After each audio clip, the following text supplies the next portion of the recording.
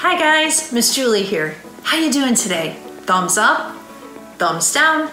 For me today, thumbs up, because I get to be with you. So today we're going to continue our series, How Did That Happen? We're talking about some of the events that happened in the Christmas story, also known as Jesus' story of his birth. And so when we left off last time, we found out that Mary was favored and chosen by God to be the mother of Jesus. And we also learned that Mary was in the town of Nazareth. Now in Micah chapter 5 verse 2 it says, "But you, O Bethlehem Ephrathah, are only a small village among all the people of Judah. Yet a ruler of Israel, whose origins are in the distant past, will come from you on my behalf." Bethlehem. So we have Mary and Joseph over here in Nazareth, and yet we know that the baby is supposed to be born in Bethlehem. Mary and Joseph are over here, and how are they going to travel from Nazareth to Bethlehem? The good news is we've got God's power, and with God's power at work, Mary and Joseph are going to be able to get the 90 miles, about a 7 days travel from Nazareth to Bethlehem. So let's go to the scriptures, let's go to the Bible and find out how this happened. We're going to go to Luke chapter 2, starting in verse 1, and it says this: "In those days, Caesar Augustus issued a decree that a census should be taken in the entire Roman world. This was the first census that took place while Quirinius was governor of Syria, and everyone went to his own town to register. So Joseph also went up from the town of Nazareth in Galilee to Bethlehem, to the house of David,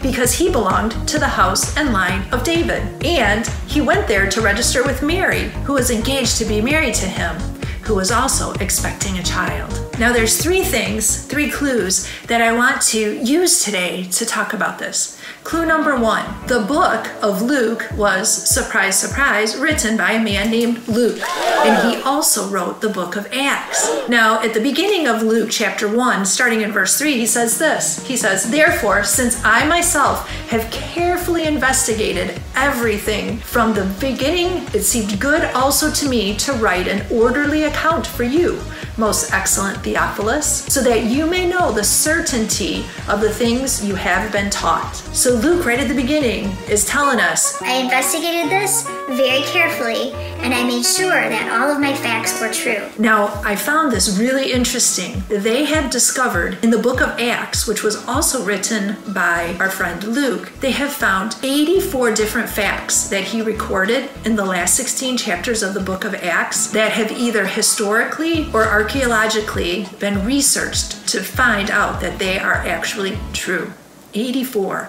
I think we can have confidence. If Luke told us that there was a census, there was a census. Clue number 2, in talking about Caesar Augustus, he also wrote a book, his autobiography, which means he wrote his life story himself. And in it, he talked about the times that he had censuses taken of the Roman Empire. In fact, he had recorded in his notes the number of people that were counted in those censuses. I was surprised to learn there were over 4 million people in the Roman Empire in the days of Caesar Augustus. That's a lot of people.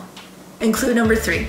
There are some people that say, Mary and Joseph wouldn't have had to actually travel all the way to Bethlehem. They would have gone someplace much closer in order to be counted. But there's also evidence that shows that in Egypt, which was also part of the Roman Empire around the same time, there's documents that also showed that people had to travel much farther in order to be counted for the census. In fact, here's a quote from one of those pieces. "All those who for any cause whatsoever are residing outside of their provinces are to return to their own homes for a census."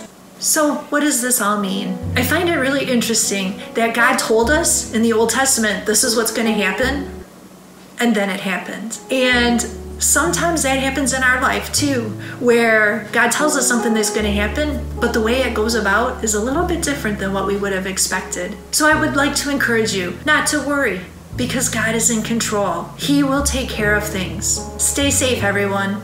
See you soon. Bye-bye.